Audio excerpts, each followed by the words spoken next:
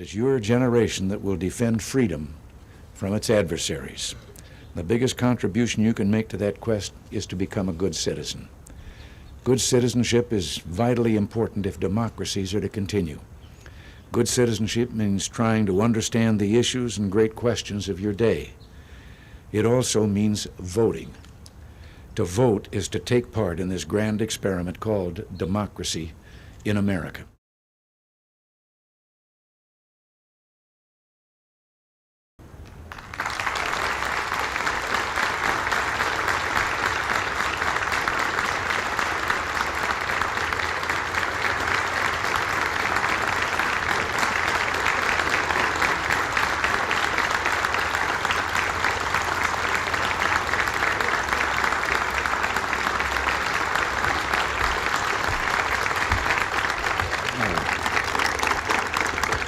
Thank you.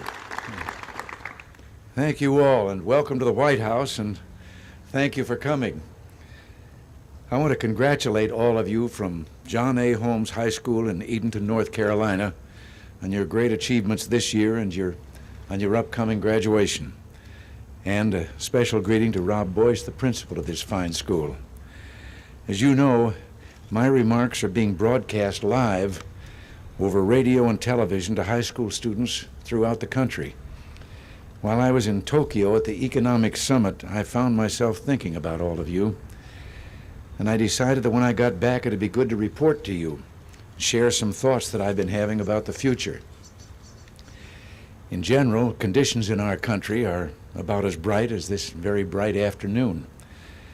I was worrying when I put that line in there that it might start to rain and I'd have to say something else.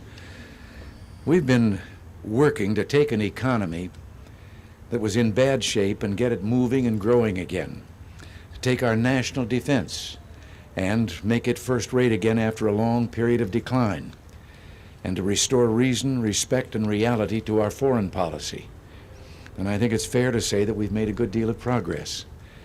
Only 5 years ago, our economy suffered from high inflation, high interest rates, mushrooming government spending, and steadily increasing unemployment.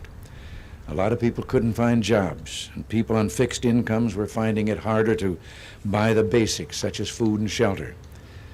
Well, we got inflation down, interest rates down, and our economy created over 1.5 million new jobs just last year alone. The poor are now increasingly able to dig themselves out of poverty, and that's been good economic news. The good news in defense is that our armed forces, which were suffering from neglect and low funding, have now made a comeback. Morale is up in the services, and the quality of our men and women in uniform has never been better. And I mean never.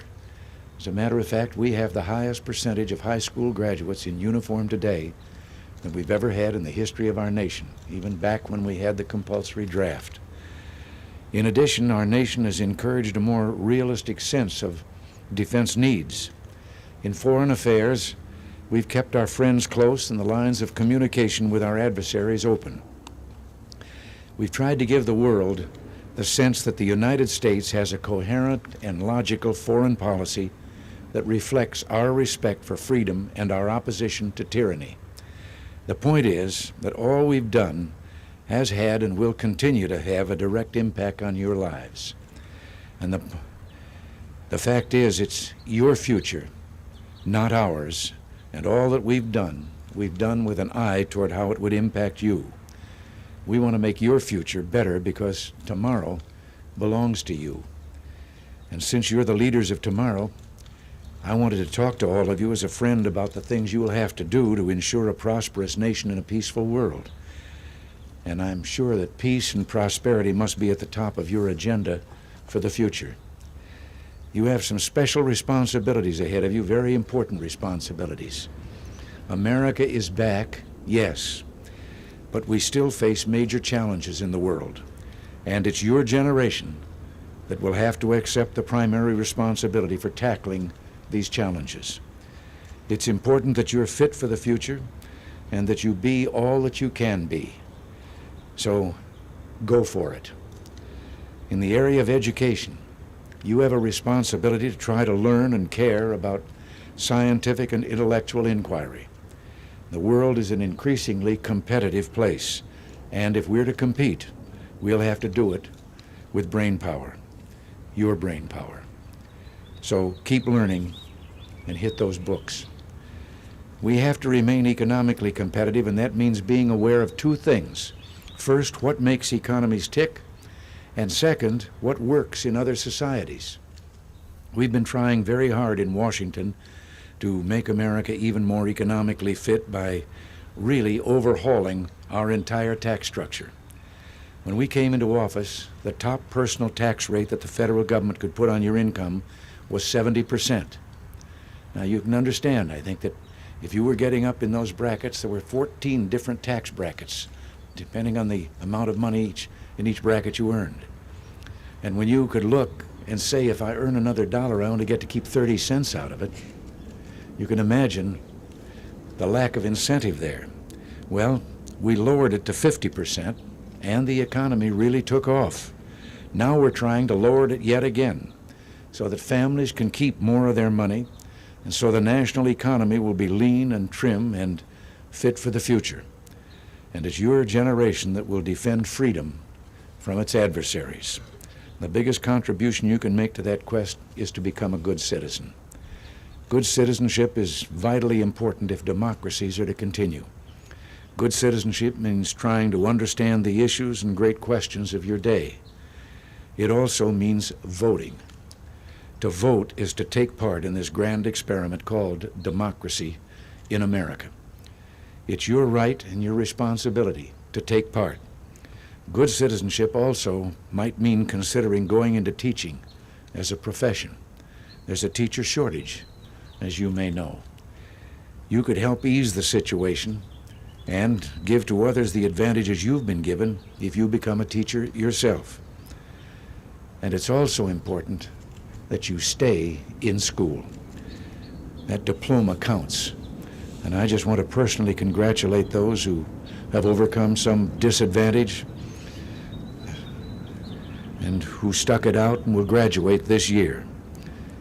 And part of being a good citizen, part of being fit for the future so that you can meet America's agenda for the future, is seeing to it that you live your life with a clear mind and a steady intellect. And that means saying no to drugs.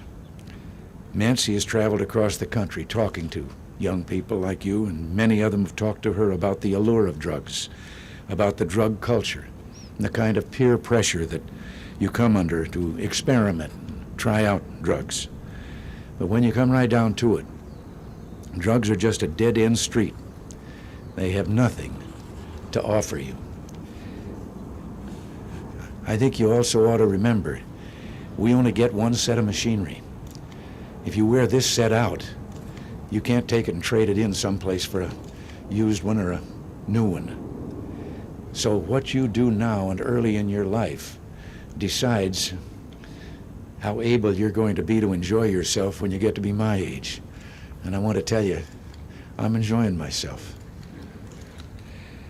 I've talked to young people from China to Europe to the islands in the Caribbean. And let me tell you, they're incredibly bright and talented, and they're going to create quite a future for themselves.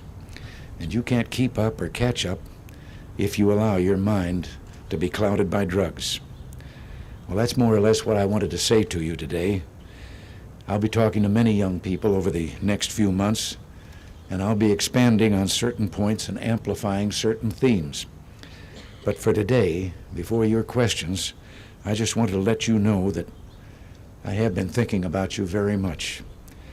You are a special generation, and you're facing special challenges. And the biggest is to be ready for a future that will prove to be demanding and exciting. Soon we'll enter the 21st century, a time that'll have more than its share of great wonders. The next 10 or 15 years may well be the most exciting and challenging in the history of man. There's the continuing revolution in technology, the possibility of curing diseases that have stalked us from the caveman era. There's the marvelous conquest of space, a rich frontier whose riches we've barely glimpsed. And there's the struggle between the democracies and those countries which are not democratic. All of these possibilities bring with them questions, and it's your generation that will have to answer them. That makes you all very important indeed. You have much before you, and all I can say is that you've begun brilliantly. Continue to pursue excellence, be proud of your country and its heritage, and be proud of you yourselves, as we are proud of all of you. Now, that's all I had to say in terms of prepared remarks. What I really want to do is take your questions, and I understand that Rob Miller will be asking the first question. So, Rob, step up to the microphone and we'll begin. Mr. President, my name is Rob Miller, and I expect to attend East Carolina University next fall. Before I start, I'd like to say that I wish you could run for a third term so I could vote for you next time.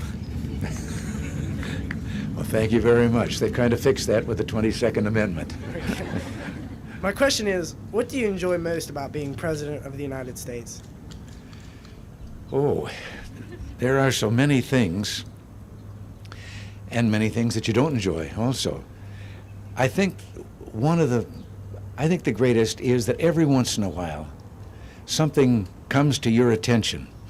Maybe it's something you read in the paper about some unfortunate person, or you get a letter that someone managed to get through about some problem that evidently there isn't any regular program to solve. And you find that you can solve it. And I know of one case of a baby that had to have a transplant. We were able to arrange that. And then just a short time ago, I had the pleasure of seeing that little girl who had been a baby at the time of the transplant, and she came here with her parents to the White House. But it's things like that where you find that being in this position enables you to reach out and touch and get something of that kind done. And you go home feeling 10 feet tall and very happy. Thank you, Mr. President. Thank you. Mr. President, my name is Stacy Self, and I will be studying mechanical engineering at North Carolina State University. Many of us are planning to continue our education and go on to be doctors, lawyers, engineers. However, very few, if any of us, are planning to become teachers. Does this concern you? If so, what measures are being taken to encourage more people into entering this profession? Well, we have been doing some things. As you know, I appointed a commission to come up with a report on excellence in education. And they brought many suggestions. And since the federal government does not control education, it's controlled at the state and local level, we then sent our missionaries out to tell the states and to provide this report to them. Some of them had to do with this very problem of teachers. And the result is that many states now are putting in merit pay for teachers, that in addition to a set of classified salary scales for teachers, that teachers who rise above the norm and do exceptionally well can be rewarded as they would be in any other business or industry with an increase in pay. We also have made quite a considerable sum available to stimulate the teaching of instructors in math and science and so forth. So we are working toward that end.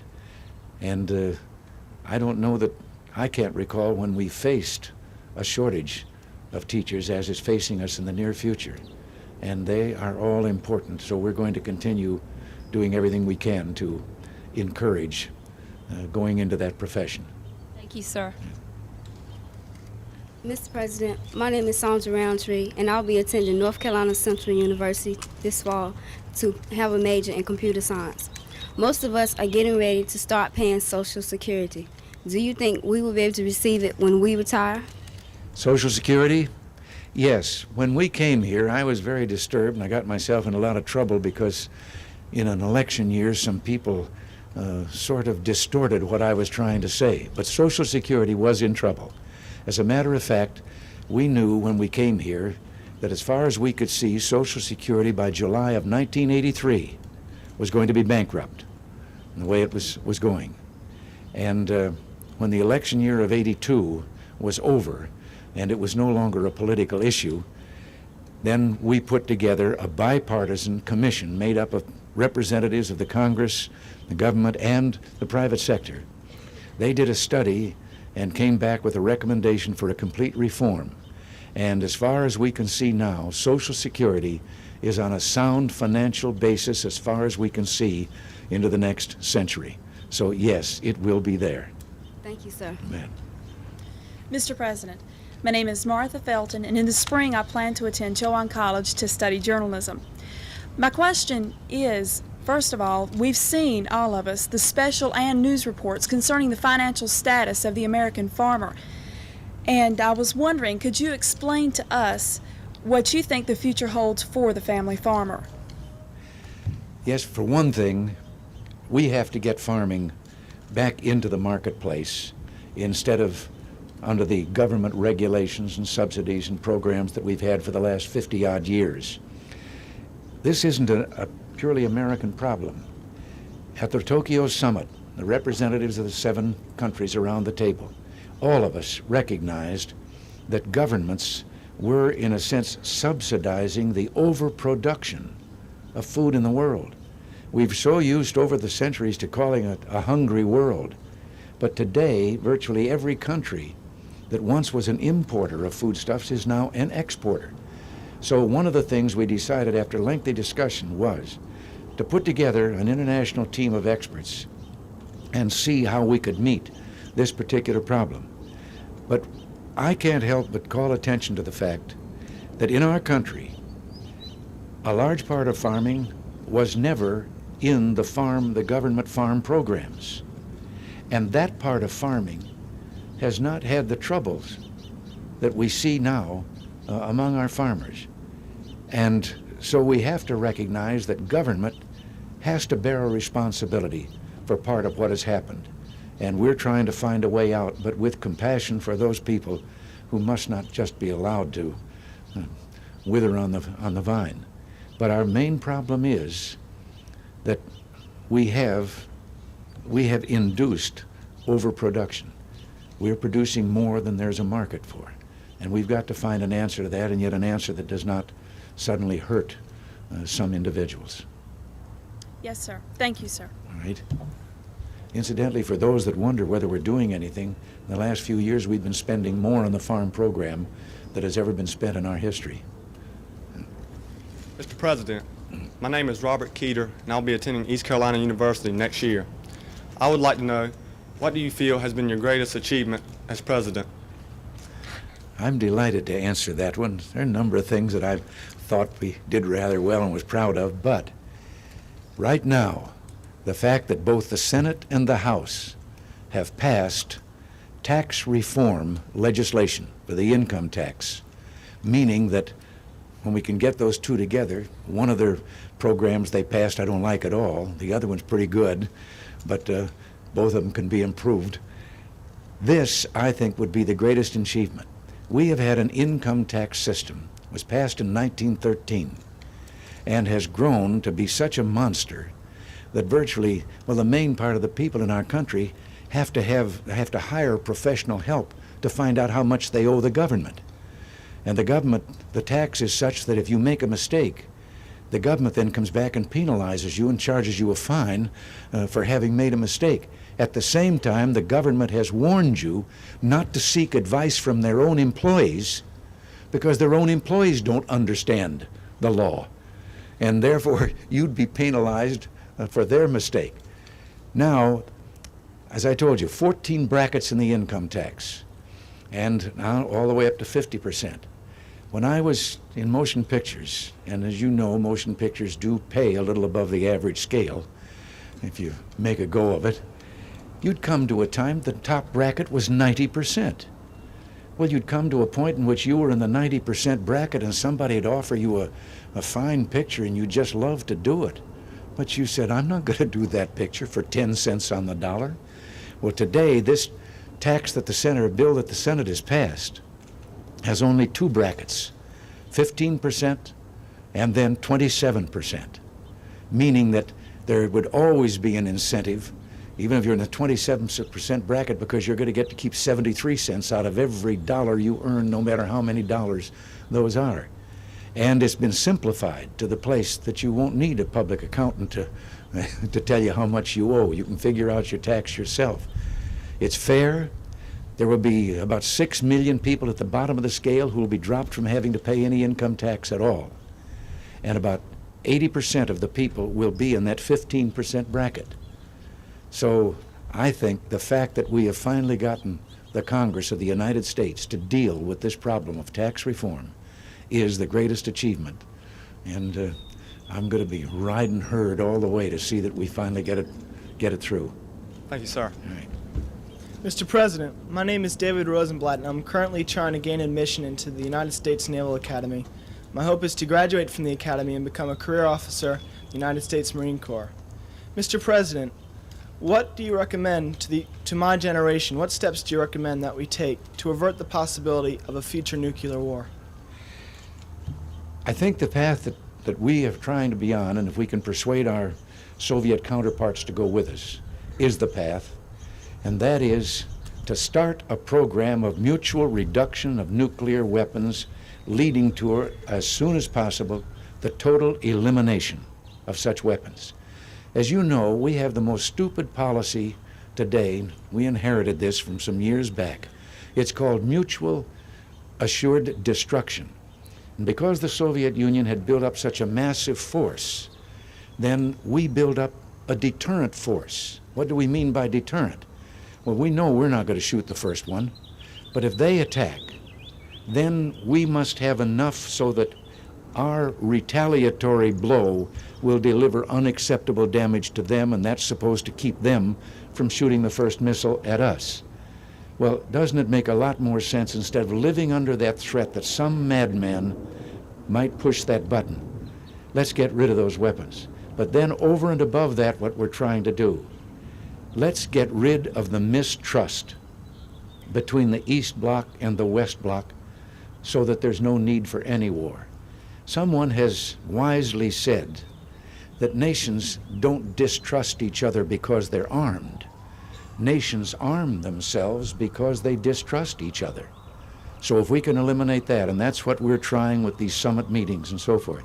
But may I wish you well in the career you've chosen and tell you that of all the things I'm proud of in this job, I'm more proud of the young men and women in uniform than I can say. I'm bursting with pride. They're doing such a great job. Thank you very much, Mr. President. You bet. Mr. President, my name is Laura Bond. I will be attending North Carolina A&T State University to major in industrial engineering.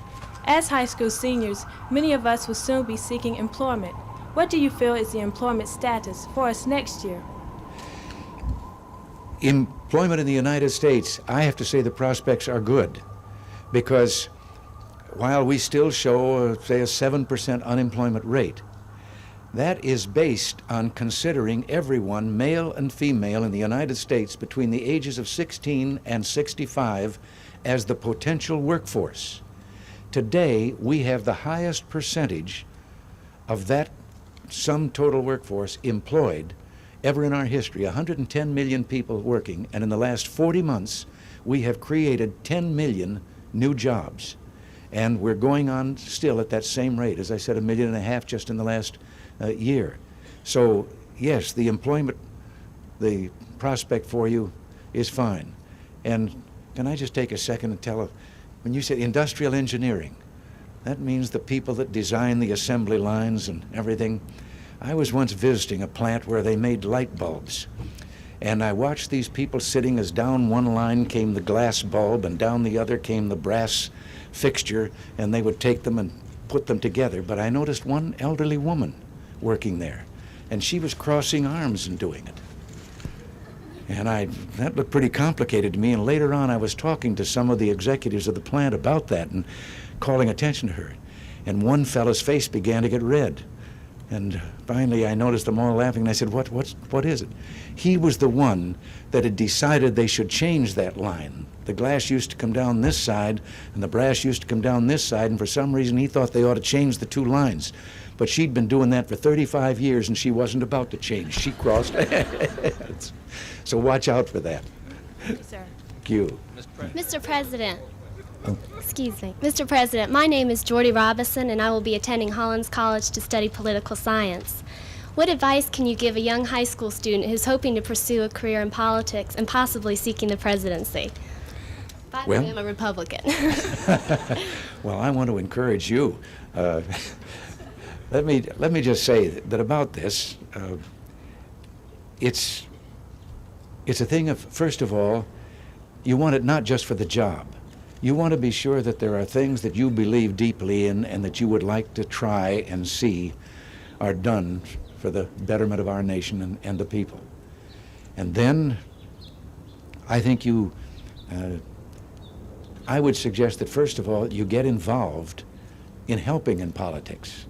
Your local or county headquarters, when election year comes along, volunteer to help, to go door to door, to do all the things that need to be done in an election. And in that way, you learn where it is that you think would be the best way for you to start. Now, there are two ways of going to government. There is that, running for office, and then seeking the next opportunity to go up. The other is not the elective process, but to look at the career possibilities in government, of becoming a government employee. And many times that also then leads to elective office. But the opportunities are there, but as I say, you must want inside of you to do things for the public good, not just say, oh, that looks like a nice job, I'll try that. So I think you'll do it the right way. And as I say, your postgraduate course can be volunteering and helping. And thus you get acquainted and you understand how the process works, and you get acquainted with the people that would help you get elected to an office. And it also helps if pretty soon, instead of you having to volunteer, somebody comes to you and says, you ought to run for, and then you grudgingly give in. Thank you, Mr. President. You bet. Mr. President, I'm Rob Boyce, principal at John A. Holmes High School, and we do not have time for any more questions, but if you would permit me, I would like to make a presentation. Well, be my guest. Thank you. On behalf of our school and all the schools we represent in this country, I want to thank you for calling the nation's attention to the positive things happening in American education. We are honored to have taken part in this memorable and unprecedented event. Sir, coming forward is Laura Bond, the president of our Student Council, with two tokens of our appreciation. First is a hand-painted china teapot, a symbol of our town, depicting an historical event in 1774 when the leading women of our area met in Edenton to draw up a resolution to discontinue use of imported taxed tea. This expression of their devotion to the cause of liberty, referred to as the Edenton Tea Party, is the earliest known instance of political activity by women in America. Well, I'm very proud and pleased to have this, and very grateful for what that particular event led to. Secondly, we would like to present you an Edenton Aces football jersey. If at the end of your second term you consider returning to the gridiron, we'd be proud to have you on our team. Again, Mr. President, we thank you. Well, Mr. President, it is indeed a great honor and privilege for us to represent Edenton, North Carolina, and all of the high school nations across the nation. Once again, thank you very much for this honor. well, thank you very much, and good luck. Thank you. You're going to do. Thank you. Well, thank you.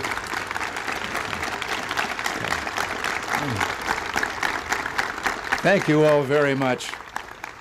Thank you all very much. And let me just say, warn the coach. I played guard, and in those days you played both offense and defense, and it was right guard, so I'll be reporting. Okay, thank you all very much. God bless you. Thank you.